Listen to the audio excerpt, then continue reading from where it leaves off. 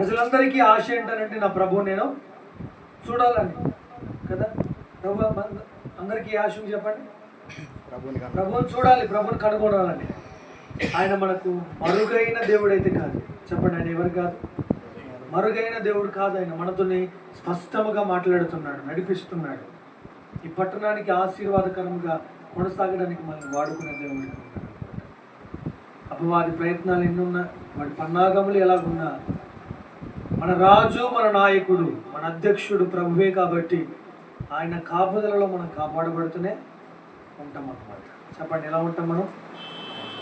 కాపాడబడుతూనే ఉంటాం. మన రాజు భౌతిక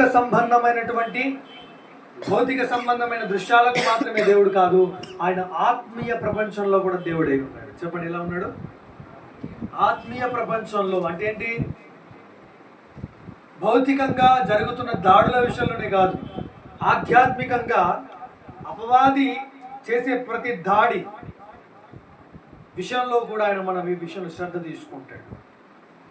మనుషులంటే ఎదురుగా వస్తారు, వెనక నుంచి వస్తాడు, గుర్తుపట్టచ్చు. కానీ దయ్యాన్ని ఎలా గుర్తుపడతాం పాస్టర్ గారు అని అంటే, ఆయన ఆత్మీయ ప్రపంచంలో కూడా మన నాయకుడై ఉంటున్నాడు. ఆమేన్. చెప్పండి, ఏమై ఉన్నాడు ఆయన? ఆత్మీయ ప్రపంచంలో కూడా ఎలాంటి ఆపద నుంచి అయినా, ఎలాంటి ఇబ్బంది నుంచి అయినా మనల్ని కాపాడే దేవుడిగా మనం ఉంటున్నాడు. అంటే జస్ట్ మనము గుర్తుపట్టాలి. ఏం చేయాలా? ఆయన్ని కనుగొనాలంతే. నన్ను కనుగొని వాడు జీవాన్ని కనుగొంటాడు. వాక్యంలో చూసారు ఎప్పుడైనా? చెప్పండి, ఏం కనుగొంటాం? గట్టిగా చెప్పండి. నన్ను కనుగొనివాడు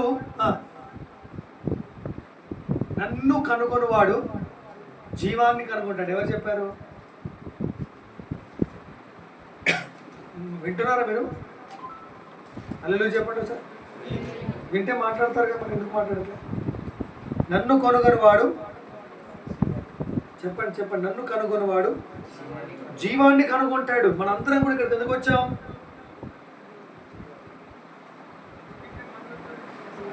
చెప్పరా? జీవాన్ని కనుగొని. ఇక్కడున్న జీవం అది మన జీవము పరలోకములో భద్రపరచబడి ఉంది. కొలస్సీలకు రాసిన పత్రిక 3వ అధ్యాయంలో చూస్తాం. అంటే యేసు ప్రభుని కనుగొనడానికి వచ్చిన మనందరం కూడా జీవాన్ని కనుగొనడానికి వచ్చాం ఇక్కడికి. అందుకే అపవాది ఎన్ని ప్రయత్నాలు చేస్తాడనే దానికంటే నా ప్రభువుని నేను ఎంతగా తెలుసుకుంటున్నాననే ప్రయత్నమే చేయాలన్నమాట. శత్రువు యొక్క పన్నాగం ఎట్లుంటుంది? ఎప్పుడు చిక్కుతాం, అటాక్ చేద్దామంటాడు. శత్రువుకి నీతి,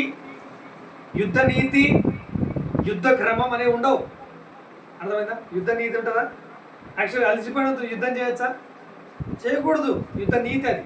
కానీ అలసిపోయే వరకు చూసి దెబ్బ కొడతారన్నమాట. ఇది లోకం యొక్క చాణక్య నీతి అంటారు. ఏమంటారు? యుద్ధ నీతి కాదు, చాణక్య నీతి. అలసిపోయే వరకు యుద్ధం చేసి, పోరాటం చేసి శత్రువుని పడగొట్టడం అనేది చాణక్యంలో ఉన్న నీతి అన్నమాట. అందుకే మీ అందరికీ అర్థం చేస్తున్నాను, ప్రభువు మనము ఏమంటుందండి, ఒక మనకు అర్థం కాని విధానంలో ఉన్నారు. అరే నేను నష్టపోతానేమో అనుకోవద్దు. మనం నేనేమన్నా ఆత్మీయ ప్రపంచంలో కూడా ప్రభు హస్తం మనల్ని నడిపిస్తుంది. ఆత్మీయ ప్రపంచంలో కూడా ప్రభు మనల్ని కొనసాగించడం ప్రారంభిస్తాడు. అందుకే మీరందరూ కూడా ప్రవక్తల అభిషేకంతో నడిపించబడాలి. ఏ అభిషేకం అది? ప్రవక్తల అభిషేకం. ప్రవక్తల అభిషేకం ఏం చేస్తుందంటే ఆత్మీయ ప్రపంచంలోనికి తొంగి చూసే అవకాశం కల్పిస్తుంది. ఒక ప్రవక్త ఉంటున్నప్పుడు పైన ఉంటున్నాడు, శత్రువులు వచ్చి చుట్టూ ఉంటే భయపడుతున్నాడు తన దాసుడు. అప్పుడు అంటాడు, కళ్ళు తెరిచి చూడు అని చెప్తే అగ్ని రథాలు కనబడ్డాయి. ఎవరు కనబడ్డారు? అంటే ఆత్మీయ ప్రపంచంలో మనం ఎంత కాపాడబడుతున్నామని తెలుస్తాం అన్నమాట. అందుకే మనందరం కూడా గుర్తుంచుకోవాల్సిన విషయం ఏంటంటే ప్రభువు మనల్ని కాపాడడానికి, నడిపించడానికి తనని బయలుపరుచుకుంటున్నాడు. కాబట్టి మన లక్ష్యం మనుషుల మీదకి వెళ్ళిందా వాడికి దొరికిపోతాం. మన లక్ష్యం వేరే దాని మీదకి వెళ్ళిందా వాడికి దొరికిపోతాం. మన లక్ష్యం ఇంకొక దాని మీదకి వెళ్ళిందా వాడికి దొరికిపోతాం. మన లక్ష్యము స్వాస్థ్యము మీద ఉండాలని వాక్యం చెప్తుంది. మన లక్ష్యము అపోస్తలుడు ప్రధాన యాజకుడైన యేసుక్రీస్తు మీద ఉండాలని వాక్యం చెప్తుంది. అర్థమైందా? హెబ్రీ పత్రిక 3వ అధ్యాయంలో ఎవరి మీద లక్ష్యం ఉండాలని వాక్యంలో? యేసు మీద లక్ష్యం ఉంచండి కదా. ఇంత గొప్ప సాక్ష్యము మేఘం వలె ఆవరించి ఉన్నందున సులువుగా చిక్కులో పెట్టు ప్రతి పాపమును విడిచి విశ్వాసమునకు కర్తయు దాన్ని కొనసాగించువాడైన యేసు వైపు చూచుచు అని ఉన్నాను అనమాట. ఇక్కడ సులువుగా చిక్కులు పెట్టే పాపం అంటే అపవాది యొక్క తంత్రము అని అర్థం. అపవాది మళ్ళీ ఏంటి, సులువుగా చిక్కించుకునే ప్రయత్నం చేస్తాడు. వాడి చిక్కుకు, వాడి గాలానికి, వాడి ఎరకు మనం దొరకకుండా ఉండాలంటే మన లక్ష్యము మనుషుల మీద కాదు, మన లక్ష్యము వ్యవస్థల మీద కాదు, మన లక్ష్యము నరుల ఖాళీ సత్వ ఎందు కాదు, మన లక్ష్యము గుర్రముల బలం అందు కాదు, మన లక్ష్యము రౌతుల బలం నందు కాదు, మన లక్ష్యము మన ప్రభు యొక్క నామము నందే. అర్థమైందా? అర్థమైందా చెప్పింది? సో మన బలాన్ని నమ్ముకుంటే ఏ బలాన్ని నమ్ముకోవాలో మన క్లారిటీ ఉండాలి. వాక్యం అంటుంది మనమే క్రీస్తునందు బలవంతులం కావాలని వాక్యం వింటున్నాం ప్రతి గురువారం. అవునా కదా? ఏమింటున్నాం మనం చెప్పండి? క్రీస్తునందు మనం బలవంతులు అవ్వాలి. క్రీస్తునందు మనం ఎంత బలవంతులం అవుతున్నామో, మనం బలిష్టమైనటువంటి హస్తము చేత నడిపించబడతామో, అప్పుడు మన జీవితంలో ప్రతి ఏరియాలో కూడా, ప్రతి మార్గంలో కూడా విజయాన్ని చూడడానికి ప్రభు సహాయం చేస్తాడు. ఆమేన్. అర్థమైంది నేను చెప్పింది? కాబట్టి ఈ రాత్రి మీరు అందరూ గుర్తుపెట్టుకోండి, మన లక్ష్యము యేసు మీద ఉండదు. అర్థమైందా? చూడండి, పేతురు ఉన్నాడా? పేతురు ఓడ సముద్రం నడుస్తాను ప్రభు అన్నాడు. నడిచాడా నడవలేదా? నడిచిన పేతురే ఒక్కసారి తుఫాను వైపు చూశాడు, పడిపోయాడు. అంటే లోకంలో ఉన్నటువంటి శ్రమ వైపు, లోకంలో ఉన్న అవిశ్రాంత సంబంధమైన క్రియల వైపు మనం చూసినంత కాలం పడిపోతూనే ఉంటాం. సో ఈ రాత్రి మనందరి లక్ష్యం ఎవరి మీద ఉండాలి? యేసు మీద ఉండడానికి వాక్యం వినండి, మనుషుల మీద ఉండడానికి వాక్యం విననే వినద్దు. మిమ్మల్ని మనుషులను లక్ష్యము చేయడానికి ప్రభు పిలవలేదు. మమ్మల్ని మా వైపు మిమ్మల్ని తిప్పుకోవడానికి పిలవలేదు, మిమ్మల్ని ఆయన వైపు తిప్పడానికి పిలిచాడు. నన్ను దేనికోసం పిలిచాడు? మా మీదికి మీ లక్ష్యాన్ని మరల్చుకోవడానికి పిలవలేదు, యేసు మీదికి మీ లక్ష్యాన్ని తిప్పడానికి ఆయన పిలిచాడు. అర్థమైందని చెప్పింది? అర్థమైందా? కాబట్టి రాత్రి మీ లక్ష్యం ఎక్కడ ఉండాలి? ప్రభు మీదకి రావాలి. ఎక్కడెక్కడో ఉంటుంది, ఆ లక్ష్యం ప్రభు మీదకి తీసుకొని మీరు రావాలని ప్రభు మేడం మనం చేస్తాం. చూడండి, వాక్యంలో మనం చదివాం 2 వచనాలు ఉన్నాయి. ఏంటంటే, నీ నీతికి తగినట్టుగా నీ గుడారమును వర్ధిల్లింపజేస్తాడు ఆయన. అనండి ఒకసారి, నా నీతికి తగినట్టుగా ఆయన నా గుడారమును వర్ధిల్లింపజేస్తాడు, నివాసమును వర్ధిల్లింపజేస్తాడు. రైట్. 21వ వచనంలో దుష్టుల గుడారము ఇక నిలిచి ఉండలేదు. దుష్టుని గుడారం ఏం కాదు, నిలిచి ఉండదు. అంటే మనల్ని పగబట్టిన వారు అవమానపరిచేపడే విధంగా చేస్తారు. మన మీద పగ పెంచుకున్న వారికి సిగ్గు కలిగే విధంగా చేస్తాడు ప్రభు. ఎప్పుడనంటే మనము నడిపించబడుతున్న మార్గంలో ప్రభు మీద దృష్టి పెడితే చాలు. అర్థమైందా? మనము శత్రువులను హత్తుకునే మార్గంలో ఉన్నాం, శత్రువులను ద్వేషించే మార్గంలో లేము. క్రొత్త నిబంధన అంటే ఏంటో చెప్పండి? శత్రువును ప్రేమించుటనా, శత్రువును ద్వేషించుటనా? శత్రువును, నేను మిమ్మల్ని ప్రేమించిన ప్రకారము ఒకరినొకడు ప్రేమించుకోనండి. This is the new covenant. ఈ న్యూ కవెనెంట్ లో ప్రేమ అనే మార్గములో మనం కాపాడబడుతున్నాం. అర్థమైందా? నేను ప్రేమించకపోతే ఏమవుతున్నానంటే కాపాడబడట్లేదు. నేను ప్రేమించకపోతే, ఒకరి మీద ద్వేషాన్ని పెంచుకుంటే నేను ఏమవుతున్నాను? కాపాడబడట్లేదు.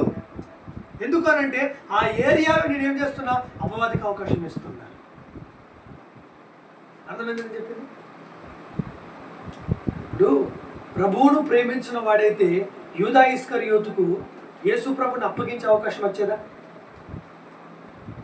చెప్పండి, వచ్చేది కాదుగా.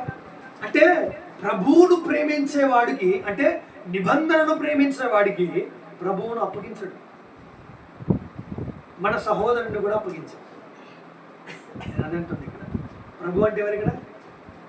అంటే యేసు ప్రభు విషయంలో మనం పేతురు వల్లే ప్రవర్తించిన, సహోదరుల విషయంలో యూదా ఇస్కరియోతు వల్లే ప్రవర్తిస్తాం. ఆ పాయింట్ అర్థమైంది?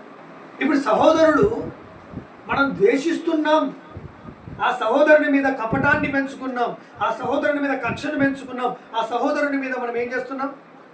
మన ఇష్టానుసారమైన ప్రవర్తన పెంచుకున్నామంటే వాడు ఎవరికి దొరుకుతున్నాడు? నన్ను ద్వేషించడం వల్ల నీకేం రాదు, నువ్వు అపవాది దొరుకుతావు అంతే. కాబట్టి రాత్రి నేను మీ అందరికి ఏం చెప్తున్నానంటే, ఎదుటోడును ఎలా ప్రవర్తిస్తే అలా ప్రవర్తిస్తాననేది మన విధానం కాదు. శత్రువును ప్రేమించుట, శత్రువును దీవించుట అనేది మన యొక్క ప్రభావం, మన ప్రమాణం అన్నమాట. స్టాండర్డ్ ప్రమాణం అంటే ఏంటి? మన స్టాండర్డ్ అనమాట. మనము పిచ్చి పిచ్చిగా ఆలోచన చేయొద్దు. ఎందుకంటే వాక్యంలో ఉంటుంది, దేవదూతలకు మీరు తీర్పు తీర్చదగిన వారు. మనం ఏం చేయబోతున్నాం? దేవదూతలకు తీర్పు తీర్చ. అలాంటి పొజిషన్లో ఉండి మనము ఒక సహోదరుని ప్రేమించకపోవడం, మన చుట్టూ ఉన్న వారి పట్ల అన్యాయంగా ప్రవర్తించడం అనేది ఎంతవరకు సమంజసమంట? అంటే మన లెవెల్ కంటే తక్కువ ప్రవర్తించినట్టే కదా, మన స్థాయి కంటే తక్కువ ప్రవర్తించినట్టే కదా, మన మార్గము కంటే తక్కువ ప్రవర్తించినట్టే కదా, మన స్టాండర్డ్స్ని దాటి కిందికి వచ్చినట్టే కదా, అవునా కదా? అంటే మన స్టాండర్డ్స్ని పక్కన పెట్టి బతుకుతున్నాం మనం, మన స్టాండర్డ్కి విరోధంగా బతుకుతున్నాం మనం, కొత్త నిబంధనలో ఉంటూ ఇంకా కాడి కింద బతుకుతున్నాం మనం. ఇది కరెక్టేనా? కాదుగా. అందుకే మనము పగబట్టి వాళ్ళ ఏం చేయాలనుకున్నారు అవి జరగవు. ఎందుకనంటే నేను ఇంతమంది ఈ ఆత్మీయ ప్రపంచంలో నేను కాపాడుతున్నవాడు ప్రభు. మనం వాక్యం విన్నాం కదా మన గురువారం రోజు, మనలో ఉన్నవాడు లోకంలో ఉన్నవాడి కంటే గొప్పవాడు. మనలో ఉన్నవాడు లోకంలో ఉన్నవాడి కంటే గొప్ప. మనలో ఉన్నవాడు లోకంలో ఉన్నవాడి కంటే గొప్పవాడైనప్పుడు, లోకంలో ఉన్నవాడికి నువ్వు అవకాశం ఇస్తున్నప్పుడు నా మీద జరిగే ప్రయత్నానికి ఎంత మాత్రాన్ని ప్రభుత్వం అప్పగించాడు. అర్థమైనా? కాబట్టి మన నివాస స్థలం వర్ధిల్లుట, దుష్టుల గుడారము నిలవకుండుట అనేది జరగడంలో ఏం వ్యత్యాసం గమనించాలంటే, మన నివాస స్థలం వర్ధిల్లడానికి ఒకటే మార్గము, మనకు నీతికి తగినట్టుగా ఫలం ఇస్తాడు ఆయన. చెప్పండి, దేనికి తగినట్టుగా? రైట్. అంటే ఇప్పుడు మన ఫౌండేషన్ని బట్టి ఆయన ఫలం ఇస్తాడు, మన ఫౌండేషన్ని బట్టి వర్ధిల్లింపజేస్తాడు. నీ ఫౌండేషన్ ఏంటి?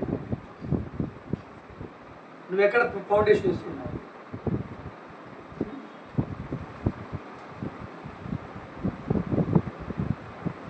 చెప్పేది అర్థమైందా? మన ఫౌండేషన్ నీతి అనే foundation, the righteousness of God అనేది మన ఫౌండేషన్. ఆ ఫౌండేషన్ మీద నేను కట్టుకున్నప్పుడు నీ నివాసస్థలం వర్ధిల్లుతూనే ఉంటుంది, నివాసస్థలం వర్ధిల్లుతూనే ఉంటుంది. ఇప్పుడు నేను ఏమంటున్నానంటే, మనందరం కూడా నేను క్రీస్తునందు దేవుని నీతి అయిన ఒప్పుకుంటూ, ఆ క్రీస్తునందు దేవుని నీతి అయిన వారి విషయంలో అభ్యంతరంగా ప్రవర్తిస్తున్నాం, పగబెట్టుకున్నాం అనుకోండి, మనం ఏమవుతున్నాం? అక్కడ అవమానపరచబడుతున్నాం. ఇప్పుడు నా ఎదుట మీరందరూ ఎవరు? నా ఎదుటున్నారు కదా, మీరందరూ ఎవరు? దేవుని నీతి. అవునా? మీరందరూ ఎవరు?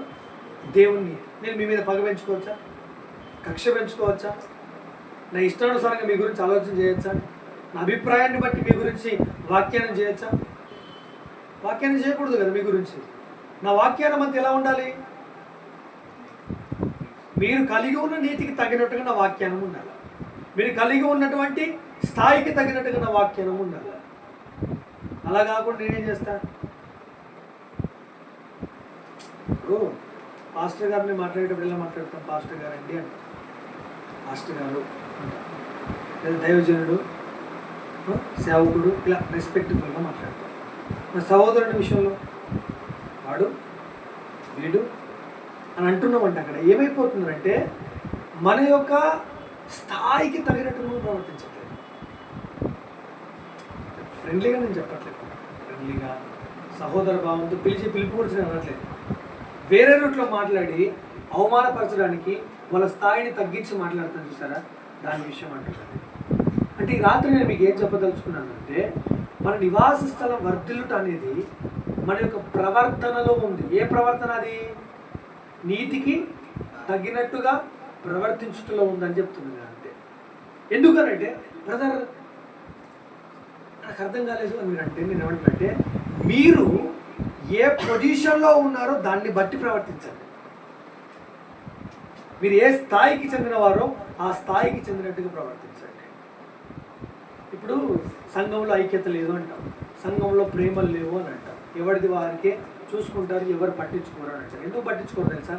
సంఘంలో ఉన్నవారికి వారి పక్కన ఉన్న వారెవరో తెలియకపోవడం వల్ల. అర్థమైందా? వారి పక్కన ఉన్న వారెవరో తెలియకపోవడం వల్ల.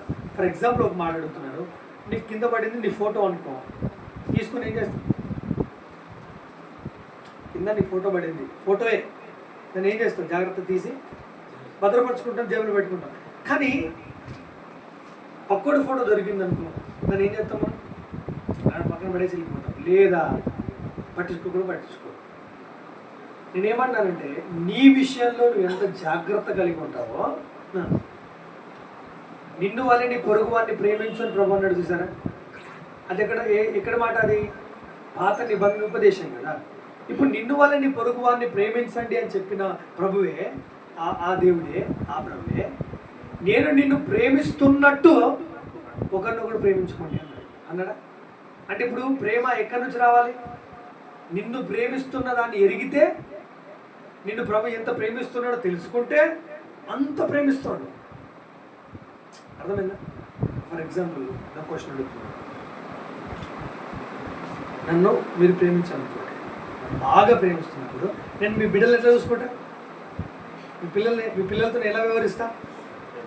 నా మనుషులాగా వ్యవహరిస్తా. అవునా కదా? అంటే నేను ప్రేమించబడుతున్నది ఎరుగుతున్నా కాబట్టి, నన్ను ప్రేమించే విధానం చూస్తున్నా కాబట్టి, మీ బిడ్డల విషయం నేను ఎలా ఉంటా?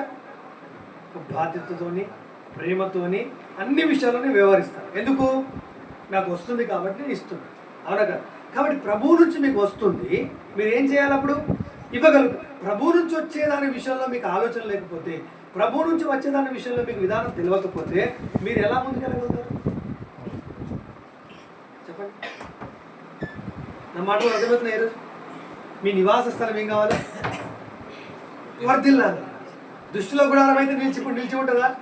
ఉండదు. పగబెట్టుకునే వారు ఏమవుతారు? అవమానపరచబడతారు. ఇది డిక్లేర్ అయిపోయింది అంతే, ఇంకా వేరేది ఏం లేదు. కానీ నేను ఏమంటున్నానంటే, మీ నివాస స్థలం వర్ధిల్లుట అనేది నీ నీతికి తగినట్టుగా అన్నాడంటే, నీ యొక్క ప్రవర్తన అకార్డింగ్ టు ది రైచియస్నెస్ ఉండాలి, అకార్డింగ్ టు ది స్క్రిప్చర్ ఉండాలి, according to the word of God ఉండాలి, according to the blood of Jesus లాగా ఉండాలన్నమాట. యేసు రక్తాన్ని బట్టే దేవుడు చూస్తున్నాడు.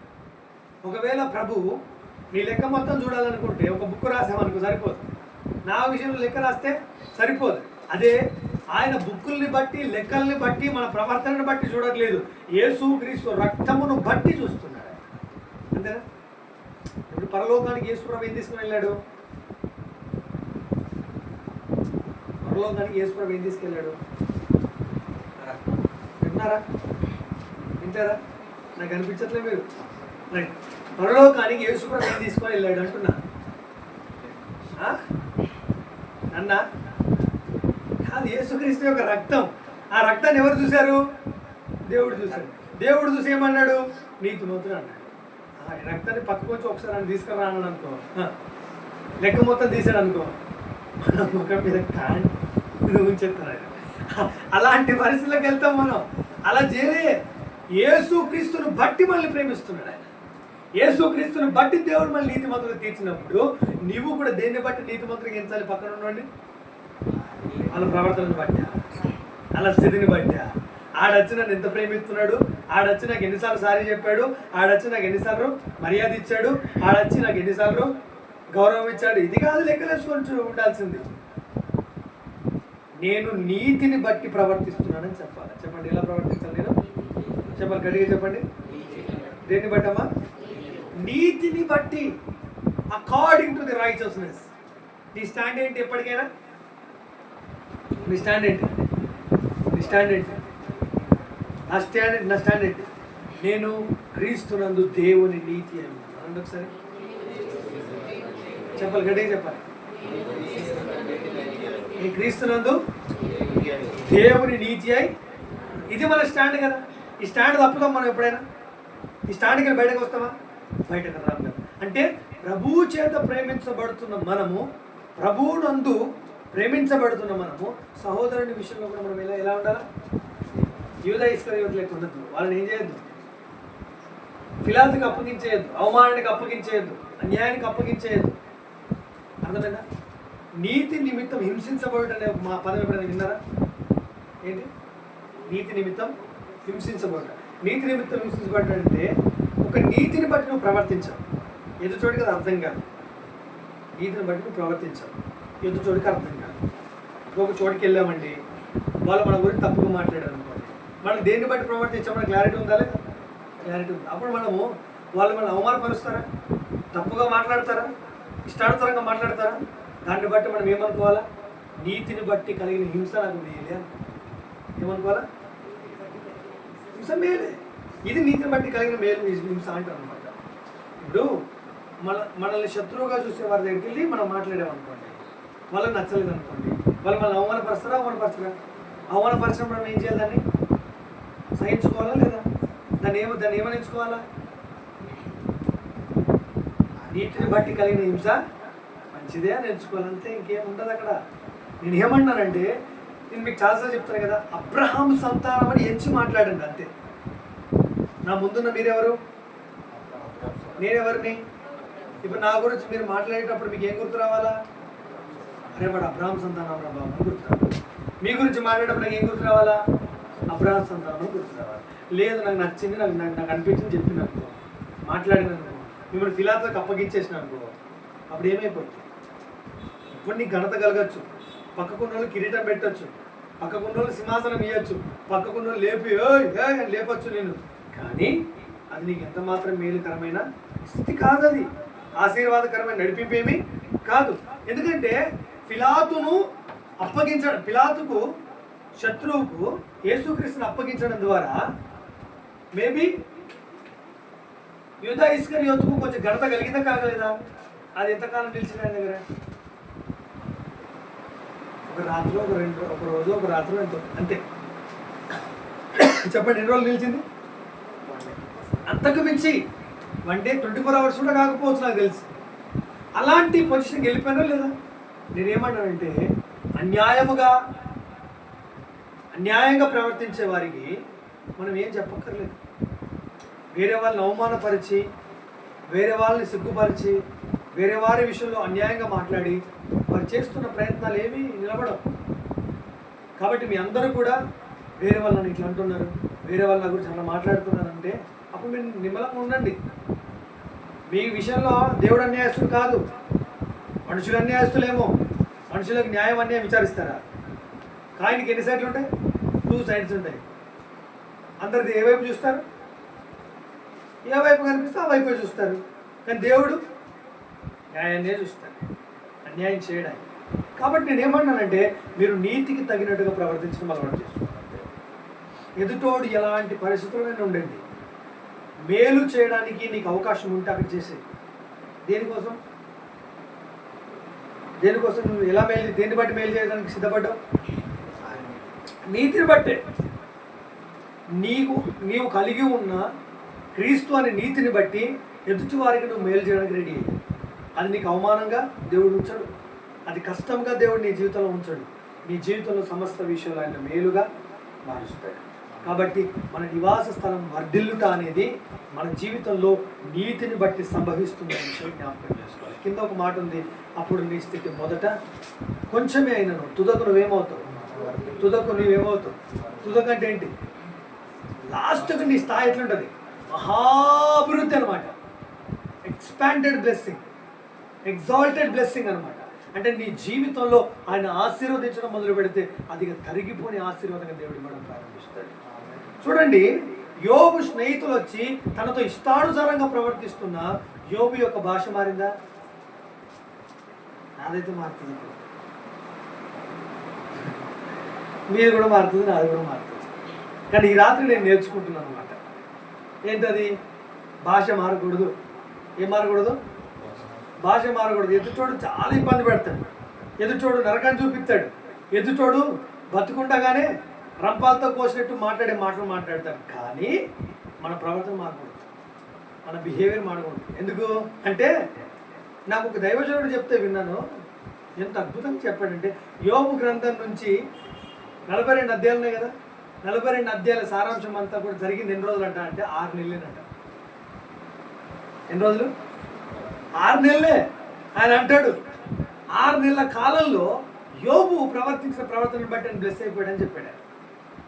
అంటే నేనేమన్నానంటే, మనము నీతిని బట్టి ప్రవర్తిస్తున్నప్పుడు, ఆ మాట చదువుతాను, హెబ్రీలకు రాసిన పత్రిక 6వ అధ్యాయం 10వ వచనం.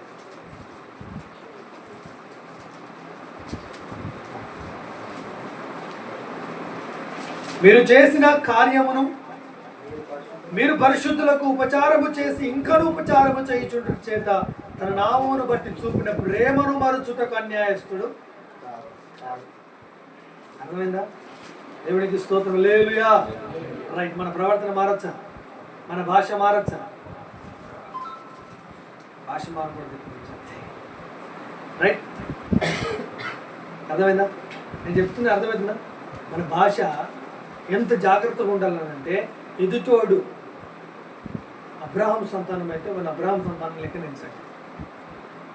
అబ్రాహాం సంతానం అయితే అబ్రాహాం సంతానం లాగే ఎంచండి.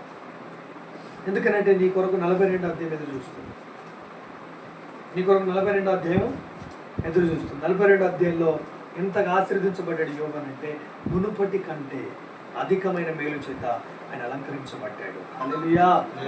కాబట్టి ఈ రాత్రి మనందరం కూడా క్రొత్త నిబంధనను వినడం కాదు, క్రొత్త నిబంధనను నేర్చుకోవడం కాదు, క్రొత్త నిబంధనను మాట్లాడడం కాదు, క్రొత్త నిబంధనను ప్రవర్తిద్దాం.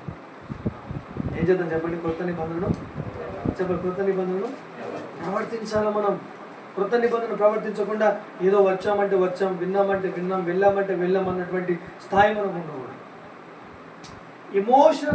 ఎమోషనల్ బాండింగ్స్ కాదు ఇంపార్టెంట్ మన జీవితంలో. అర్థమైందని చెప్పింది. ఎమోషనల్ బాండ్స్ అనేవి దేవుని చిత్తంలో లేవు. కానీ ఏ బాండ్స్ ఉన్నాయి? క్రీస్తుకు వలె చేర్చుకోవడం, విశ్వాసిక వలె చేర్చుకోవడం అనేది జరగాలి. ఇప్పుడు ఎమోషనల్ బాండింగ్ అంటే ఏంటో చెప్పండి. నీతో నేను మంచిగా ఉన్నాను అనుకున్నా, అంత మంచిగా ఉంటావు, ఇది ఎమోషనల్ బాండింగ్. ఇది ఒక ఎమోషన్. ఏ ఎమోషన్ అంటే లవ్ ఎమోషన్, లవ్ అనే ఎమోషన్. ఒకవేళ నువ్వు నాతో కోపం ఉన్నావు అనుకో, నేను ఇంత కోపం ఉంటాయి, ఇదే ఎమోషన్, కోపం అనే ఎమోషన్. అంటే ఎమోషన్స్ టైప్స్ ఆఫ్ ఎమోషన్స్ ఉంటాయి. కానీ నేను ఏమంటాను, ఎమోషన్స్కి తావులేనిది, ఎమోషన్స్కి అవకాశం లేనిది విశ్వాసం, ఫెయిత్. నువ్వు విశ్వాసాన్ని బట్టి ప్రవర్తించంతే. నా సహోదరుడు కాబట్టి నేను మేలు చేస్తాను, నాకు అన్యాయం చేశాడు కాబట్టి నేను మేలు చేయను. కాదు కాదు కాదు కాదు క్రీస్తును బట్టి, విశ్వాసమును బట్టి మనం ప్రవర్తిద్దాం. దేన్ని బట్టి ప్రవర్తిద్దాం? రండి ఒకసారి ఎఫెసీయులకు రాసిన పత్రిక 1వ అధ్యాయం 15వ వచనం.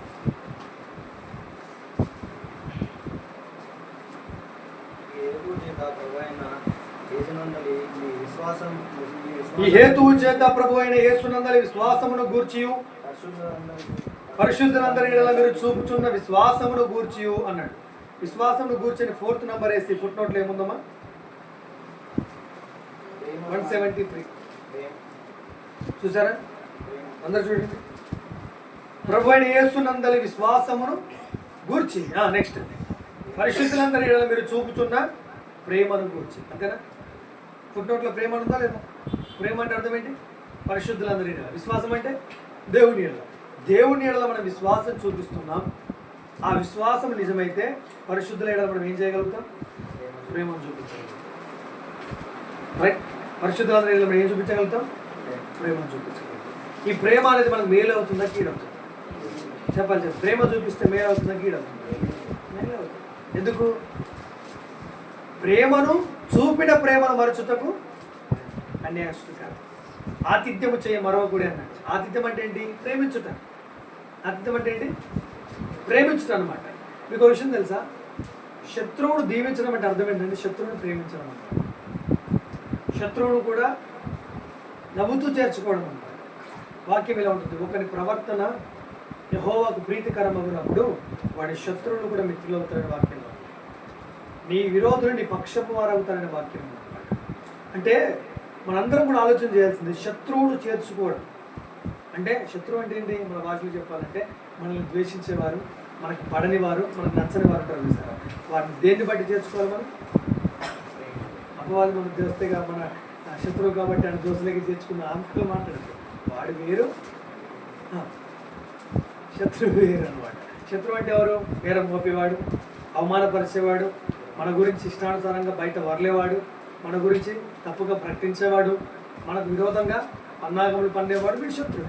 వీడిని కూడా మనం నవ్వుతూ చేర్చుకుంటున్నాం అంటే అక్కడ ఆ ప్రేమను చూపిన ప్రేమను మరచుటకు దేవుడు ఏమీ అన్యాయస్తుడు కాదు. మన నివాస స్థలం ఏమవుతుంది? ఖచ్చితంగా వర్ధిల్లడం ప్రారంభమవుతుంది.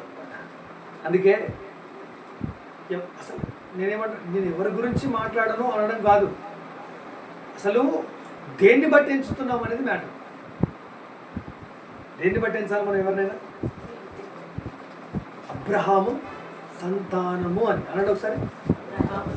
అబ్రహాము సంతానం అంటే మనందరం అబ్రహాము సంతానం అని కనుక ఒకరిని ఎంచడం ప్రారంభిస్తే ఆ వ్యక్తి యొక్క లోపాలు మనకు కనబడాయి. చెప్పండి, ఆ వ్యక్తి యొక్క లోపాలు కనబడి ఏం కనబడతాయి? ఆ వ్యక్తిలో మనకి క్రీస్తే కనబడతాయి. ఆ వ్యక్తిలో మనకి ఎవరు కనిపిస్తారు? ఇప్పుడు నువ్వు మేలు చేస్తున్నది క్రీస్తుగా మనిషిగా? వ్యక్తిగా మనిషిగా? వ్యక్తిగా క్రీస్తుగా? వ్యక్తిగా క్రీస్తుగా? క్రీస్తుకే మేలు. క్రీస్తుకు మేలు చేసినప్పుడు, ప్రభా నేను నీకు మేలు చేసినప్పుడు నువ్వు చూసినావు కదా, మర్చిపోతావు నువ్వు అంటావా? మర్చిపోతావు. ఆయన మర్చిపోయే దేవుడు ఏమి? నువ్వేం గుర్తు చేయాల్సిన అవసరం ఏమి లేదు. ఆయన టైమ్లీ ఇన్వాల్వ్ అయ్యే దేవుడు. నేనైతే వీధులను కనికరించేవాడు, యెహోవాకు అప్పించేవాడు. మనందరం అనుకోవాలి ప్రభు నాకు ఎంత బాకీ ఉన్నాడు అనుకున్నా.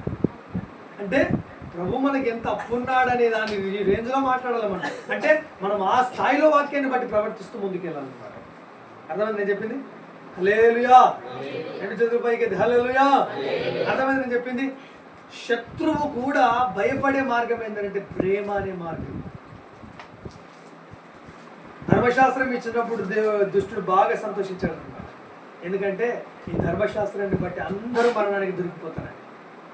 అందరూ దేవుడి యొక్క కోపానికి గురవుతారని వాడు బాగా హ్యాపీగా ఫీల్ అయ్యాడు. కానీ దేవుడు మరలా యేసుక్రీస్తుని ఇచ్చాడు, తట్టుకోలేకపోయాడు వాడు. అర్థం చెప్పింది?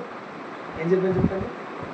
ధర్మశాస్త్రాన్ని దేవుడు లోకానికి దయచేసినప్పుడు దుష్టుడు బాగా హ్యాపీగా ఫీల్ అయ్యాడు అనమాట. ఎందుకంటే ధర్మశాస్త్ర క్రియలను బట్టి ఏ మనుషుడు నీతిమంతుడిగా తీర్చబడడు అనేది వాడికి తెలుసు. కాబట్టి ఎవరికి దొరుకుతారు? దేవునికి దొరుకుతారు. దేవుని ఉగ్రతకు అందరు పాత్రలు అవుతారనే విషయం మనకు తెలుసు. కాబట్టి అమ్మయ్య నా విల్ ఫుల్ఫిల్ అయింది అనుకున్నాడు.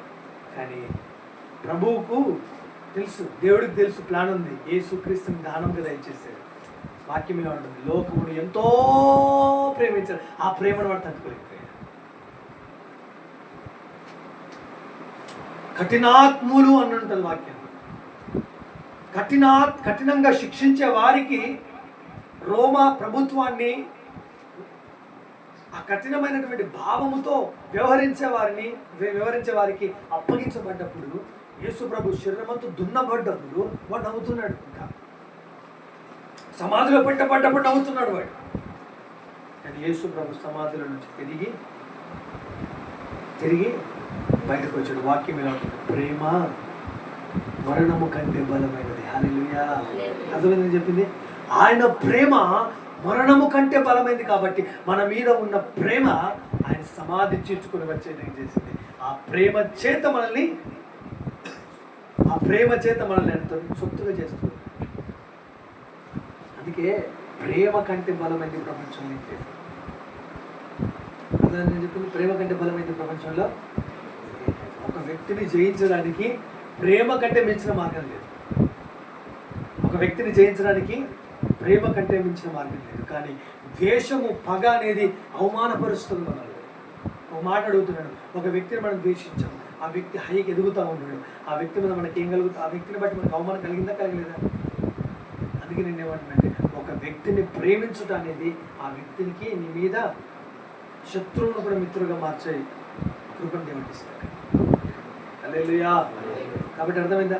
ఈ మార్గంలో మన గుడారం మనము వర్ధిల్తాం. కానీ దుష్టుడు మన మీద పగబెట్టుకున్నాడు, కూలిపోతాడు, అవమానం మర్చిపెడతాడు. కాబట్టి మీరు ఏం భయపడక్కర్లేదు. అరే నన్ను వాళ్ళు ప్రేమించట్లేదు, వీళ్ళు ప్రేమించట్లేదు, నన్ను వాళ్ళు బాగా ద్వేషిస్తున్నారు, నన్ను వాళ్ళు బాగా అవమానపరుస్తున్నారంటే దేవునికి స్తోత్రం. ఎందుకంటే వాళ్ళు అవమానపరచబడిపోతున్నారు. హల్లెలూయా. వారు నీ విషయమై తక్కువగా మాట్లాడుతున్నారు, వారికి నీ విషయమై అంచనా కరెక్ట్ లేదు అని అర్థం. అర్థమైనా? నీ విషయంలో అభిప్రాయం చక్కగా లేదు అని అర్థం. కానీ నిన్ను ప్రభు లేపిన రోజు, ప్రభు నీ విషయమై మాట్లాడిన రోజు, ప్రభు నీ విషయమై నిలబెట్టిన రోజు, ప్రభు నీ విషయమై పనిచేసిన రోజు వారి ముఖం ఎక్కడ పెట్టుకుంటారు? వారి ముఖం ఎక్కడ పెట్టుకుంటారు? ముసుగులేని ముఖంతో బతకాల్సిన, మనం ముసుగేసుకుని బతకాల్సిన పరిస్థితులు వస్తాయి అన్నమాట. ముసుగులేని ముఖంతో ఆరాధించడానికి పిలువబడ్డాము. కాబట్టి ఏ మనుషుడు ముందు మనం ముసుకేసుకోవాల్సిన పరిస్థితి లేదు. ఒక మనుషుడు ఇలా వస్తే మనం ఇలా వెళ్ళిపోయే పరిస్థితిలో ప్రభు మనల్ని ఉంచలేదు. దానిని బట్టి దేవుని స్తుతిద్దాం. ఏ మనుషుడు మన చేత ద్వేషించబడకూడను గాక, ప్రతి మనుషుడు మన చేత ప్రేమించబడును గాక, ప్రతి మనుషుడికి మనం ఆశీర్వాదం అయిపోదుము గాక. ఆమేన్.